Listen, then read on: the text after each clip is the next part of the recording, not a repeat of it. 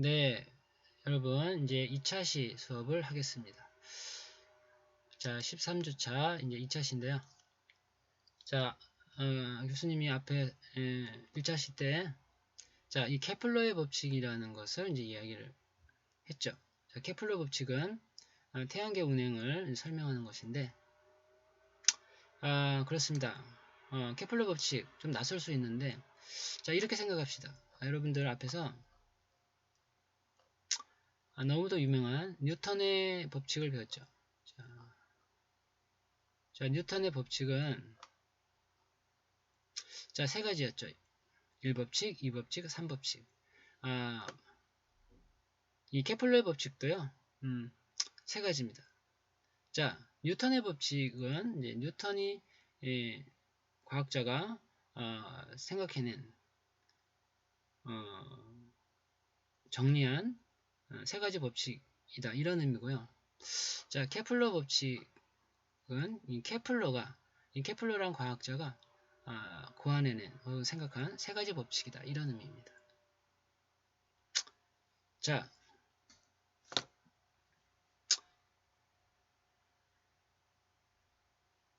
이 케플러 법칙도 몇 가지가 있다고요? 케플러 법칙도 자, 세 가지가 있어요. 그래서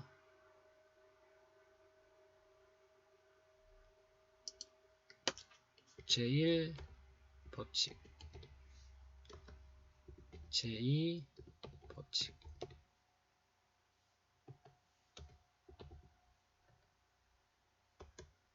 제3 법칙 이렇게 세 가지가 있습니다. 자,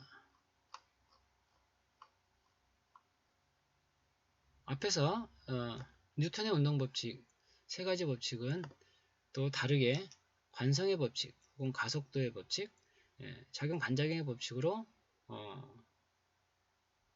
이야기합니다. 자, 이렇게 다른 별칭이 있는데 이 케플러의 세 가지 법칙도 이렇게 별칭을 붙여볼 수가 있어요. 자, 제1법칙은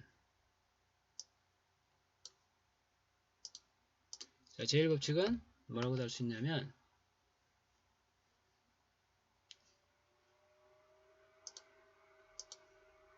자, 세 가지 법칙 보겠습니다.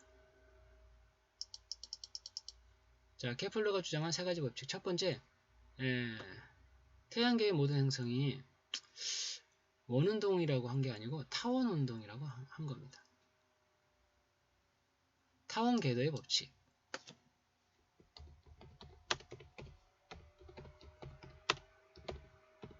자, 타원 궤도의 법칙이라고 주장을 한 거죠. 자, 여기서 중요한 건 자, 원이라고 한 게 아닌 거예요. 타원이라고 한 거예요. 근데 우리 상식적으로 한번 생각해 볼게요. 자, 원운동이긴 하지만 거의 원에 가깝습니다. 그러나 대부분의 경우에 원운동으로 우리가 태양계 행성의 운동을 설명하지만 한번 생각해 보세요. 이 태양의 인력만 받는 건 아니죠. 그 주변에 있는 많은 행성들의 영향도 받고 또 우주에는 뭐 많은 은하들도 있고요. 그래서 결과적으로 다른 많은 우주 물체들의 영향을 중력도 받기 때문에 뭔가 그런 힘이 작용하면 뭔가 정확한 원이다라는 해석이 좀 수정돼야 될 필요가 있다고 생각이 되죠. 상식적으로. 자, 그래서 정확하게 원이라는 것보단 타원 궤도라는 것이 그 제1법칙 케플러의 주장이었던 거죠. 오늘날은 이것을 보편적으로 받아들입니다. 그래서 타원 궤도의 법칙. 자, 그러나 거의 원에 가깝죠. 태양계 모든 행성들은 원에 가깝다라고 할 수 있어요. 자, 다음은 무엇이냐? 제2법칙인데요. 자, 제2법칙은요. 자, 면적 속도 일정의 법칙이라고 합니다. 말이 좀 길죠? 한번 써볼까요? 자, 면적 속도 일정의 법칙. 자, 여러분들 교수님이 이제 이 그림을 하나 가지고 설명을 할 건데 여러분들 이 그림 교수님이 설명하는 것을 잘 들어보면 이해가 될 것 같습니다. 자, 한번 식을 보면 자, 그림을 보면 이렇습니다. 자, 이 태양을 중심으로 어떤 행성이 운행을 합니다.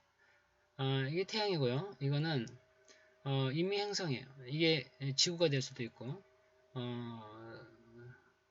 수금지와 목토천, 즉 수성, 금성, 지구, 화성, 뭐 여러 가지 행성 있잖아요. 태양을 중심으로 이 태양계 행성들이 있는데 어떤 행성이라고 할 수 있죠. 그런데 자, 이런 얘기입니다. 이 태양을 중심으로 이렇게 가까이 돌 때가 있고 멀리 돌 때가 있어요. 그걸 우리는 타원에서는 근일점 혹은 원일점이라는 개념으로 설명하죠. 자, 그래서 태양에 가까이 돌 때는 태양의 중력을 더 강하게 받겠죠.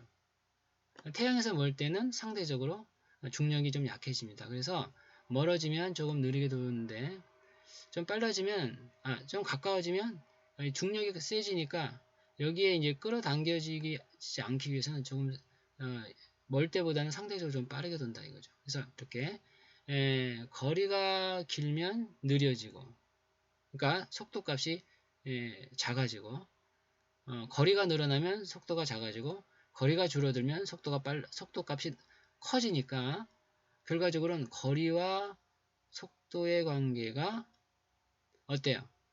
거리가 컸을 때는 속도가 작고 거리가 작았을 때는 속도가 크니까 결과적으로는 무언가 하나는 작아졌고 반대로 무언가가 작을 때는 무언가가 커졌으니까 그 결과가 결국 같더라라는 얘기죠. 그래서 태양에서 멀 때는 그 속도가 느림으로 이 길쭉한 면적이 생기고요. 태양에서 가까울 때는 이 짧은 짧아진 이런 면적이 생기지만 여기서부터 쓸고 지나간 면적이 폭이 작아지고 여기서는 여기에서부터 쓸고 지나간 이 면적 폭이 커지기 때문에 쌤쌤이다, 같다 이런 의미인 거예요. 그래서 자 이게 식으로도 다 유도됩니다만 일단 뭐 그런 개념이라는 것을 이제 이해하면 되겠죠. 그래서 이것을 조금 전문적으로 이제 얘기하자면 여러분들 이제 운동량 보존이 있었듯이 운동량 여러분 앞에서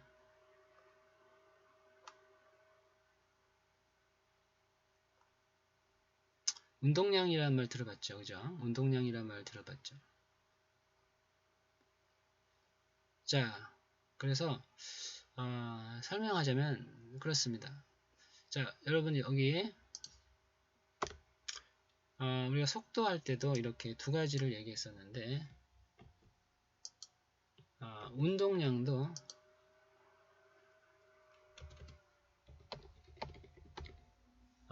이렇게 두 가지로 쓸 수 있어요.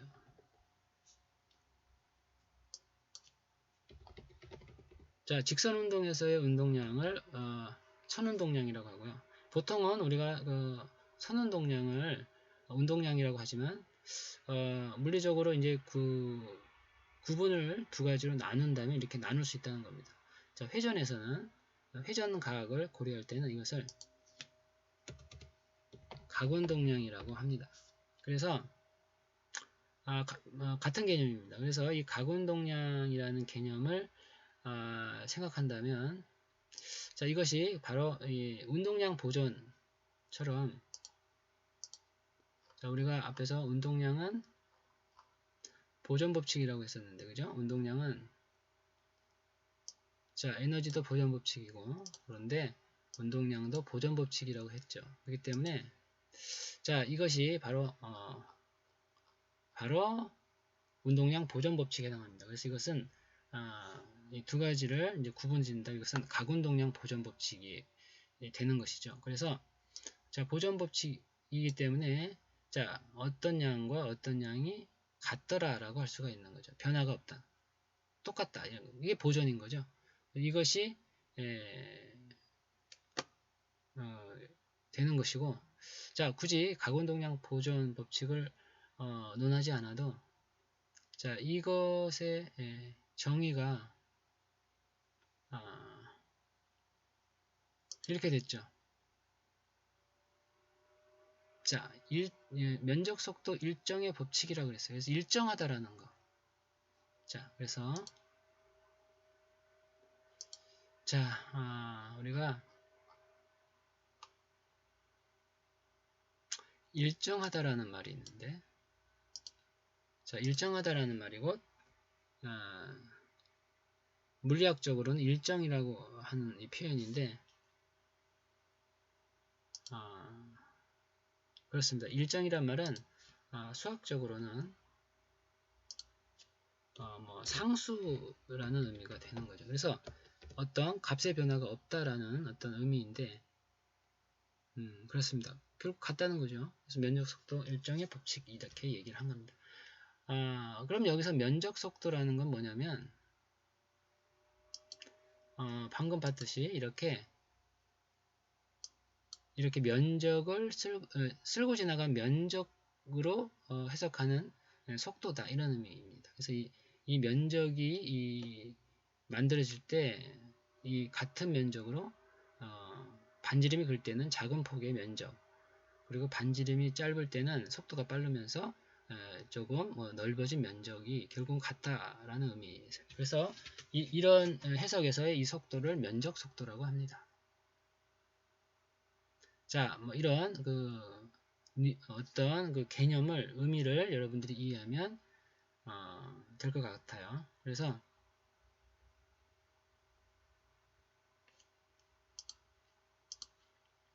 자, 제1법칙은 뭐라고요? 타원 궤도를 한다. 원운동이 아니다. 태양계의 궤도는. 자, 이제부터 여러분들은 태양계는 어떤 운동을 한다? 원운동을 한다?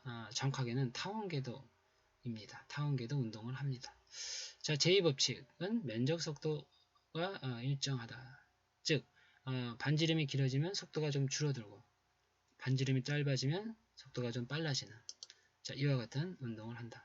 물론 이 타원 이런 심하게 찌그러진 건 아니지만 좀 과장했습니다. 타원이라는 걸 보여주기 위해서. 자, 다음에 세 가지죠.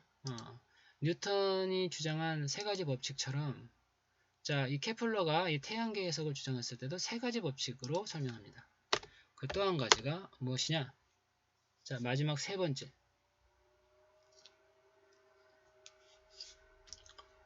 자, 그 마지막 세 번째는 바로 주기와 관련되어 있는 겁니다. 자, 이 같은 동작을 되풀이하게 되면, 자, 실제는 거의 원에 가까운 타원이죠. 그래서 여하튼 같은 위치를 다시 돌아오면서 같은 동작을 되풀이하면 주기라는 게 생깁니다. 그래서 이 주기라는 해석을 하는데, 자, 이것과 그 궤도의 반지름에 관한 얘기입니다. 자, 이 타원 궤도이므로 이제 긴 반지름 R을 긴 반지름을 해석을 하는데, 자, 이때 중요한 거는, 자, 이런 수식 여부를 이건 보조적으로 이제 생각하고, 중요한 건 이겁니다. 주기와, 즉 다시 제자리로 돌아올 때까지 지구가 태양을 중심으로 주기 운동을 하죠. 봄, 여름, 가을, 겨울 태양을 한 바퀴 도는 거죠. 또 봄, 여름, 가을 계속 반복이 됩니다. 그러면 한 바퀴 돌 때의 시간을 말하는 게 그게 주기고요. 자, 그러면 이게 원운동 거의 타원 궤도지만 거의 원에 가깝습니다. 그러면 이 원운동으로 봐도 무방한데, 자, 이때 이 타원 궤도든 원 궤도든 그 반지름이 있죠. 자, 타원 궤도라면 이제 긴 반지름으로 이제 정했어요. 그래서 그 반지름을 이제 선택을 기호를 선택을 했는데 그 R이라는 기호를 우리가 선택을 했어요. 그래서 중요한 용어는 바로 주기와 반지름과의 관계가 일정한 수식 관계를 갖고 있다 이런 얘기예요. 그래서 이것이 세제곱에 비례하는 이런 관계를 갖는데 자 이것을 이야기하는 거고요. 자 뭔가 이렇게 하모닉하다라고 하죠. 하모니란 말 들어봤죠. 이게 조화인데 바로 이런 하모니를 이룬다는 겁니다. 그래서 우리말로 하는 것보다 영어가 더 이제 더 이해가 더 잘 될 수도 있겠어요. 자 합창을 하더라도 하모니 이렇게 뭔가 이렇게 조화가 잘 돼야 된다는 얘기입니다. 그래서 이것을 조화의 법칙이라고 하는데 자 조화를 잘 이룬다. 자 음악이 이제 하모니가 되는 것처럼 음악에서 우리가 이제 그 하모니를 이루지 못하면 듣기가 굉장히 불편하죠. 그거는 이제 소음에 불과한 거죠. 그래서 소음이 안 들려면 바로 이런 조화가 잘 이루어져야 됩니다. 그래서 우리가 하모니를 이루어야 된다 이렇게 얘기하는데 바로 그겁니다. 그래서 우리가 그 진동을 하모닉 모션이라고 합니다. 그래서 이렇게 뭔가 조화로운 어떤 그런 일정한 패턴을 갖고 있어서 뭐 이런 그 편안함을 주는 그런 어떤 상황을 만들어 준다는 것이죠. 자, 그렇지 않고 만약에 지구가 한 바퀴를 돌 때 하루는 빠르게 돌았다, 하루는 느리게 돌았다 그러면 우리 지구에 살고 있는 우리 인류는 좀 불편하겠죠. 자, 생각해보세요. 이 지구가 어느 날은 빠르게 돌아버리고 어느 날은 느리게 돌아버리고 어느 날은 왼쪽으로 돌았다가 어느 날은 오른쪽으로 돌았다 이렇게 막 제멋대로라면 기후변화가 엄청 심할 것이고 자 우리가 그 과거에 뭐 공룡들이 멸종하듯이 멸종할 수도 있는 거죠. 그래서 그런 상황이 벌어지지 않는 이유가 바로 항상 일정한 패턴 그런 것을 이제 유지해 주기 때문이다라는 거죠. 그리고 거시적으로 이렇게 해석할 수가 있다는 겁니다. 따라서 이걸 뭐라고 부르냐? 조화의 법칙이라고 합니다. 일단 써봅시다. 그래서 제3법칙은 하모니를 이룬다. 이렇게 생각하면 됩니다. 조화의 법칙. 자, 조화라는 말 좀 생소할 수 있지만 자, 느낌을 여러분들이 이제 공유할 수 있으면 좋겠어요. 조화의 법칙이라고 하고요. 자, 그러면 어떻게 조화를 이루느냐? 바로 이렇게 조화를 이룬다 이거죠. 자, 이것이 일정한데 일정한 비례상수를 갖는데 그 비가 어떻게 되냐면 주기의 제곱 그리고 반지름의 세제곱 간의 이 비율입니다. 이 비율이 일정하다 이런 얘기입니다. 그것이 바로 조화의 법칙이에요. 진짜 그런지 한번 보면 자 여기 보십시다. 이렇게 주기의 제곱과 반지름의 제곱의 그 비가 이게 지금 K가 비례상수라고 했죠. 그래서 이 비를 보니까 어때요? 여기 빨간 박스 안에 보니까 자 거의 같죠. 자 그래서 이 정도면 뭐 거의 같다라고 할 수가 있어요. 자 3.9에서 거의 다 일치하고 있어요. 그렇죠? 그렇습니다. 그래서 수성, 금성, 지구화성, 목성, 토성, 천왕성, 해왕성,冥王성. 자 오늘날의 이제冥王성은 외소행성으로 되어 있습니다만.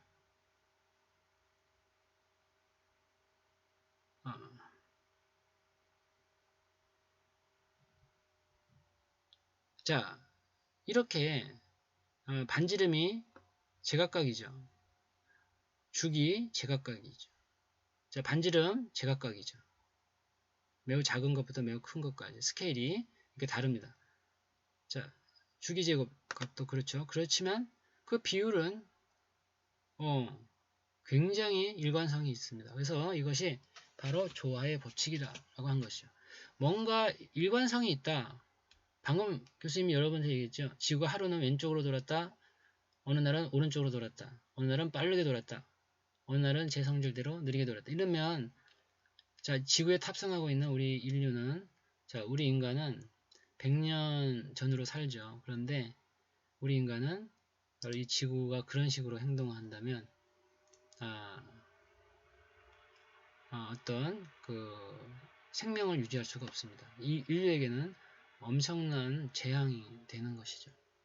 자, 그렇습니다. 그래서 이렇게 조화로울 수 있다라는 게 놀라운데 이것을 해석했다는 거죠. 물론 유도 과정이 있습니다만 그렇게 어렵진 않습니다. 우린 이런 개념을 일단 여러분들에게 소개하는 것이고요. 자, 이 관계식 이런 정도 우리가 잘 받읍시다. 여기 S라고 하는 것은 면적을 의미하는데요. 자, 이때 이 S1 면적과 S2 면적이 같다라는 의미입니다. 어려운 수식은 아니에요. 자, 이렇게 설명합니다. 그러면 왜 이 제1법칙은 연관된 수식이 없나요? 물론 이것을 해석하는 해석법이 다 있습니다. 놀랍게도 이 해석법은 뉴턴 역학으로 해석을 다 하는데요. 그것은 이제 고학년에서 이 과목이 있습니다. 이런 해석 역학 분야를 우리가 이제 일반 역학으로 이제 과목이 있는데 우리가 이제 그런 지금은 이제 교양에서 다루잖아요. 그렇기 때문에 그런 전문 해석은 하지 않고요. 교재 없음으로 다루지 않습니다. 이렇게 얘기를 하겠습니다. 자, 해서요. 자, 우리 이제 케플러의 법칙을 맛을 좀 봤다고 할까요? 이렇게 자, 세 가지 법칙을 배웠습니다. 자, 이것과 관련해서 지식 채널 이제 브레이크 타임을 가질 겁니다. 그래서 우리 앞에서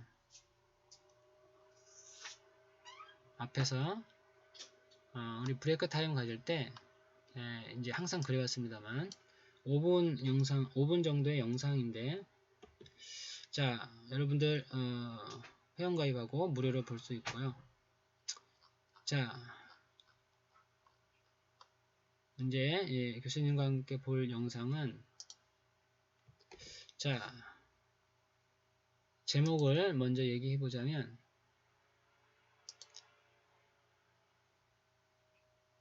자,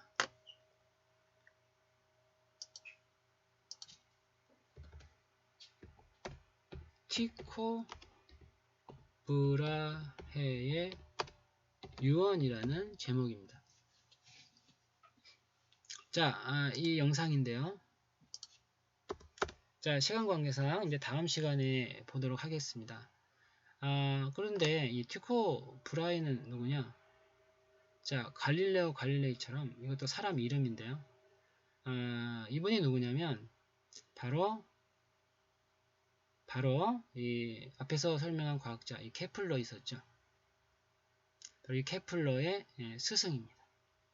자, 이 케플러는 이 티코 브라헤라는 이 스승의 방대한 자료를 해석함으로써 이런 놀라운 세 가지 법칙을 정리할 수가 있었습니다.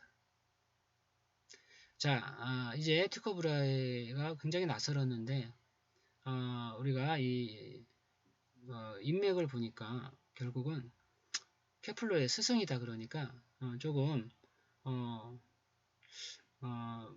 처음에는 좀 낯설었지만 이제 조금 가깝게 다가오지 않나요? 그렇습니다. 그래서 케플러라는 이 과학자가 이런 업적을 남기는데 글을 이런 업적을 남길 수 있게 방대한 자료를 먼저 가지고 있던 분이 바로 티코 브라헤. 방대한 자료를 가지고 있었다. 그 얘기는 곧 이 티코 브라헤라는 이 분이 선구자적으로 우주 관측을 많이 했고 그 많은 우주 관측에서 많은 자료를 이제 보유하게 됐다, 가지게 됐다 이런 의미인 것이죠. 그것을 제자인 이제 제자이자 조수였는데 바로 이 케플러에게 많은 정보가 전달되게 된 것이죠. 자, 그러면 우리 이제 이번 시간 수업은 이제 여기까지 정리하기로 하고요. 다음 시간에 이 영상을 이제 보고 이 케플러의 법칙을 다시 한번 뒤돌아보는 시간을 갖도록 하겠습니다. 그리고 나서 그 다음 내용으로 진행을 할게요. 자, 이제 2차시 수업을 여기서 마치도록 하겠습니다. 자, 잠깐 쉬겠습니다.